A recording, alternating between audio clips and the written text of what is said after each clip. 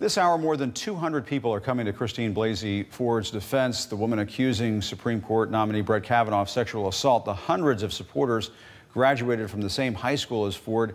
And my next guest, Samantha Guerry, is one of them. Samantha is joining us now. Thank you so much for being here with us. And you were just telling me before we got going here that you've known Christine Blasey Ford a long time.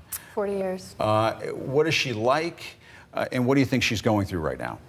Well, this has been an agonizing period of time for her, as you might imagine. She didn't ask to be in this position. She asked for confidentiality, and since that wasn't possible, apparently, we are now in the throes of being a political football.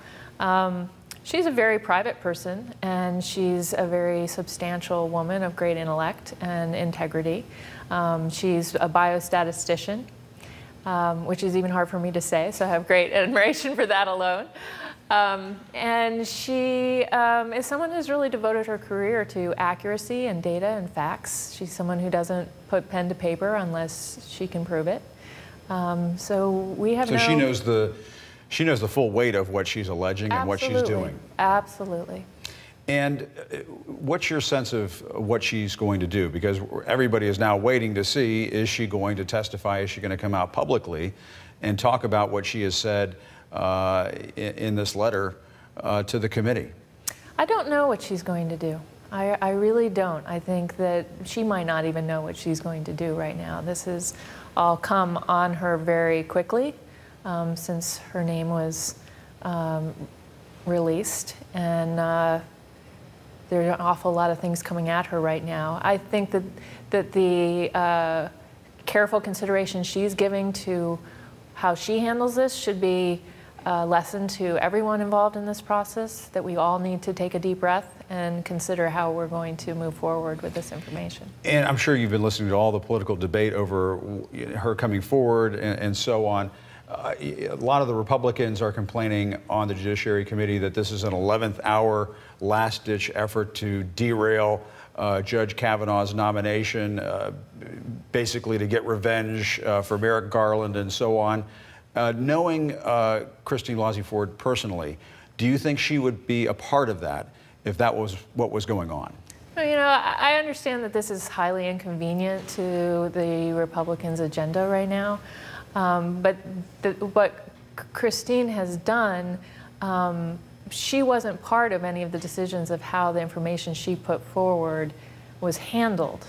That's all been part of the Democrats having to really honor her decision to remain confidential. And, you know, whether it was revealed 2 months ago or last week, I'm not sure how relevant that is. I think that that's what we're focusing on right now because that's, you know, sort of the dynamic that we're in.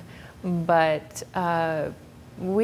regardless of the timing, we can't get sidetracked on that. We need to focus on the fact that this is a very serious allegation by a very substantive and credible person. And you're seeing a lot of Republican senators, Bob Corker, Jeff Flake, now Susan Collins coming forward and saying essentially that if she doesn't speak, if she doesn't talk to investigators, if she doesn't talk to the committee or speak publicly at this hearing, that they just need to move on and vote. What do you make of that? I'm a little disappointed to hear that. She has said that she will talk to investigators. But my understanding is that having the proper FBI investigation would be only done at the request of Trump, and I'm not sure how likely that is, which really puts Christine in a very uncomfortable position because appearing in a public forum in front of thousands of cameras and people and Congress people, it just seems really like an inappropriate forum for this kind of discussion, at least for the next step. And we've already seen that done. I mean, no one can say that the Anita Hill hearings were a great success. So she doesn't want to go through the same thing that Anita Hill went. Why would you want to go through that? She doesn't want to go through what she's going through now. This is a really traumatic experience on top of a traumatic experience. And do you know Brett Kavanaugh at all? I did. He was an acquaintance of mine in high school. And did he have this reputation for excessive drinking during that time? I can't really speak to that because what about he wasn't what directly... Dr. Ford is alleging? Was this the first time you had heard anything like that with respect to Judge Kavanaugh? Absolutely.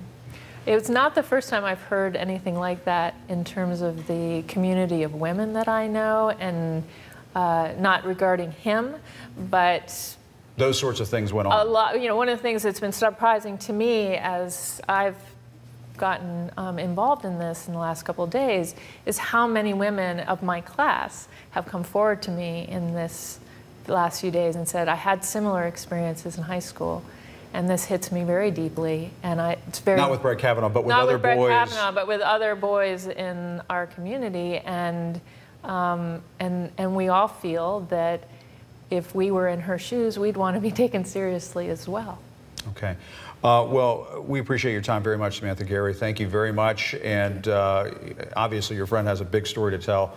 We're all waiting to see what happens, but thank you very much for sharing what you have to say. Thank you for listening. Good talking to you. We appreciate it.